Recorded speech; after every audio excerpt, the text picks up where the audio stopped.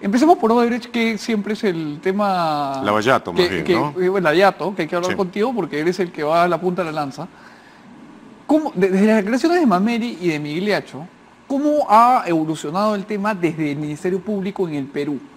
¿Estamos efectivamente avanzando o hay esta especie de ralentización de la que algunos sectores han hablado? Depende.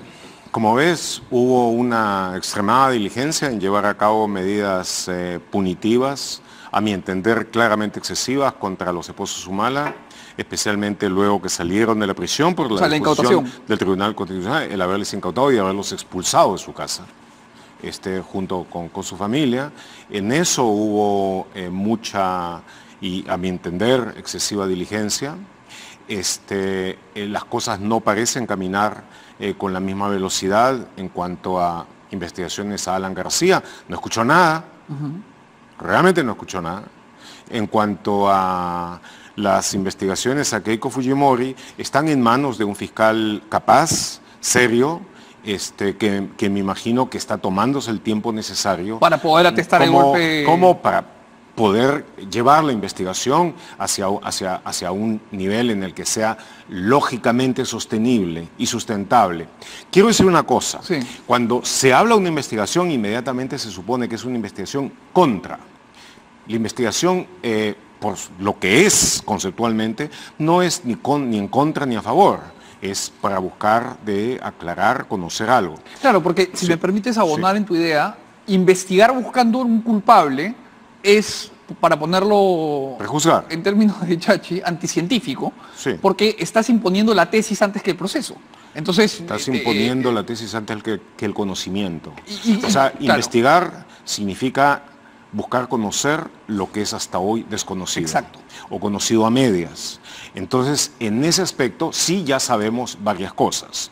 Sabemos, por ejemplo, que dos de los principales ex ejecutivos de Odebrecht, el líder empresarial para América del Sur, excepto Venezuela, y el que era el superintendente de Odebrecht en el Perú, Luis Mameri y Jorge Barata, respectivamente, cada uno de ellos ha confirmado lo que ha dicho el otro, que aportaron para las campañas de Alan García, el 2006, que aportaron para las campañas de Ollanta Humala a petición del PT el 2011 y a petición de Barata para la campaña de Keiko Fujimori también el 2011 y que a su turno también le dieron plata a la campaña de el que ahora casi no recordamos, Pedro Pablo Kuczynski. Ahora, una cosa que me parece importante es que todos los candidatos, algunos presidentes que has mencionado, han tenido una posición más cauta, porque por ejemplo García en ningún momento ha dicho yo no recibí, ¿no? Un poco que le echó la culpa a Alba Castro y amagó a su estilo.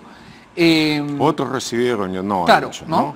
Pero por ejemplo Keiko Fujimori y el partido Fuerza Popular han cerrado filas bajo la premisa de que ellos no han recibido nada.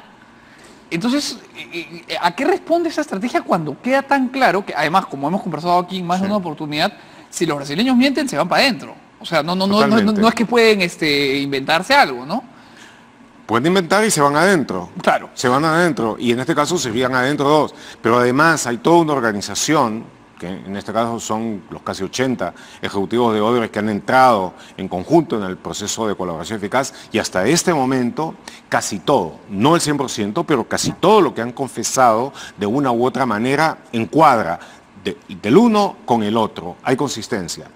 En el caso de Fuerza Popular y de Keiko Fujimori, la actitud, toda vez de que cuando esto empezó, cuando conformaron la Comisión de Investigación Lavallato y lograron la mayoría y tenían una mayoría absoluta en el Congreso, entonces fue de buscar de utilizar todos esos elementos también con el criterio punitivo y eso significaba de que ellos estuvieran totalmente exentos Claro, era contra sus enemigos políticos. Exactamente, y que estuvieran totalmente exentos, de manera que la primera vez que salió la información en ese sentido, que la saqué yo, y fue el 18 de mayo del 2017, ellos inmediatamente se lanzaron una ofensiva frenética para decir de que había mentido. Cuando varios meses después, Graciela Villasís, la jefa de unidad de investigación del comercio, sacó también la información en otra audiencia posterior de que se había firmado de que Keiko Fujimori había recibido. Keiko Fujimori salió en un video. Y además negándolo, blindada con todo su... Con todo el coro, ¿no es cierto? Con todo el coro de guardaespaldas. Sí. Y además indicando de que iba a iniciar acciones legales contra el comercio. Amenazante en todo momento.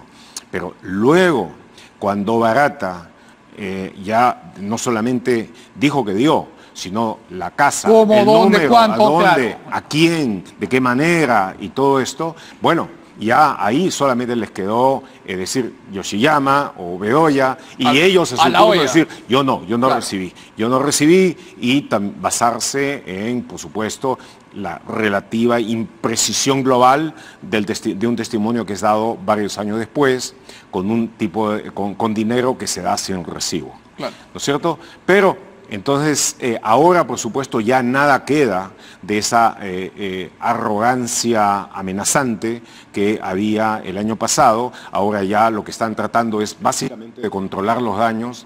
Si no pueden antes de eso, por lo menos en el nivel de Yoshiyama y de Bedoya. Ahora, viene, digamos, la tercera punta del triángulo de información en esta investigación, sí, de la que planteábamos, que es lo que va a decir Mameri ahora. No, Mameri habló, pero falta una declaración frente a los fiscales peruanos. En ese caso, Mameri podría terminar de cerrar el círculo, ¿no?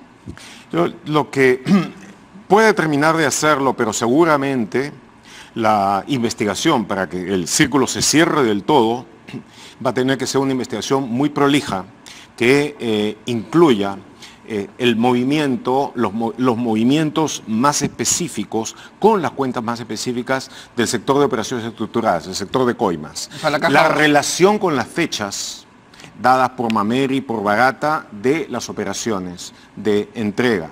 Las declaraciones en ese sentido que puedan venir de Huberto Silva o de Migliaccio. Las posibles declaraciones que pueda haber en eso de Olivio Rodríguez, el que manejaba toda la formación de cuentas offshore dedicadas a esto. Entonces, todo ese conjunto de cosas va a poderle dar una suerte de coherencia interna a aquella narrativa. Y finalmente va a ser necesario eventualmente hacer un examen a fondo, una auditoría fina de cómo fueron los gastos concretos de la campaña en ese tiempo, cada uno y cómo responde sus declaraciones de cuentas, sus rendimientos de cuentas posteriores a la campaña con lo que se podrá comprobar que se gastó. Va a haber una discrepancia ahí, no tengo duda de que va a haber una discrepancia. Y entonces, sobre esa base, posiblemente se pueda continuar adelante. Sin contar con que en cualquier momento puede surgir un colaborador eficaz. Que se caiga abajo, o sea, que se trae abajo... Sí, pero en estas alturas, una vez de que Fuerza Popular ha demostrado al diezmar y devastar a Kenji Fujimori y a sus aliados, que tiene una capacidad de represión fuerte, entonces va a ser algo más difícil de que por lo menos de inmediato surja ese valiente. Excepto que algunos de los que pueden estar, sí, directamente implicados, Yoshiyama, Bedoya fundamentalmente, con posibilidades de ir a prisión, ellos decidan colaborar. Ahora, otra pregunta que me parece importante es que en más de una oportunidad en esta mesa, miembros de la Comisión Lavallato han repetido que la Comisión Lavallato de alguna manera ha sido el faro que ha iluminado el camino para el Ministerio Público, que más bien la Comisión Lavallato es la que ha ido destapando los asuntos vinculados con la corrupción y que el Ministerio Público ha ido detrás. ¿Qué tan cierto es? Eso es una necedad, no tiene nada que ver. No tiene ninguna relación con la realidad. Primero, no es que el Ministerio Público tampoco haya sido un faro por sí mismo. Ha habido avances importantes de algunos fiscales y ha habido retrasos inexplicables de otros fiscales. Yo diría de que aquí lo que fundamentalmente se ha conocido en el Perú ha sido por obra del periodismo de investigación. Luego eso ha sido seguido por la Fiscalía, que ha recibido mucha información de Brasil. Sobre la base de esa información y sobre la base también de los intentos de colaboración eficaz que no han sido adecuadamente reciprocados de ex ejecutivos de Odebrecht, entonces se ha podido llevar a cabo algunas acciones, la mayor parte de las cuales no han avanzado con la velocidad que debían. Como, por ejemplo, lo que primero se me viene a la mente, el caso de Acurio en el Cusco. Gustavo Salazar está, creo, hasta ahora, y ya casi como más de un año fugitivo en Estados Unidos, Y el propio caso de Humala, 3 años y sin acusación. Bueno, entonces, 3 años y sin acusación, en efecto. Con una serie de medidas preventivas. Infamia para una república. Un Estado de Derecho que tiene a alguien 9 meses preso sin acusarlo, eso es subsahariano. Por supuesto, no, no tiene ninguna explicación que pueda ser válida, ninguna otra que no sea la animosidad. Entonces, pero dentro de todo eso, pese a todo lo dicho, la Fiscalía ha avanzado en algunas cosas y además es la que ha conseguido la información que ha venido de Brasil, fundamentalmente, alguna de Suiza, pero la mayor parte de Brasil. Entonces, siendo así, ¿qué cosa nueva ha dado esa comisión? ¿Cuál ha sido lo nuevo que ha hecho? Digo, la oratoria de Becerril, ¿qué es lo nuevo que ha hecho? Entonces, como te digo, entonces, eso es ridículo, ha sido más para la tribuna que investigación real. Yo creo que ha sido una cosa dirigida, obviamente, tienen un montón de personal, tienen capacidad de convocar a todo el mundo, han pedido un montón de datos, les dieron, por ejemplo, pudieron pedir los datos a la unidad de inteligencia financiera sobre la finanza de Kuczynski, con sus compañías, y por supuesto inmediatamente la sacaron. O sea, digamos, para utilizar información dentro de su agenda política, lo han hecho en forma rápida y eficiente. Que yo sepa, ni Bartra ni ninguna de las personas que estén en esa comisión ha intentado hacer nada para aclarar la cuestión que es muy interesante de la financiación que habían recibido Yoshiyama y Bedoya de dinero negro de Odebrecht en 2011.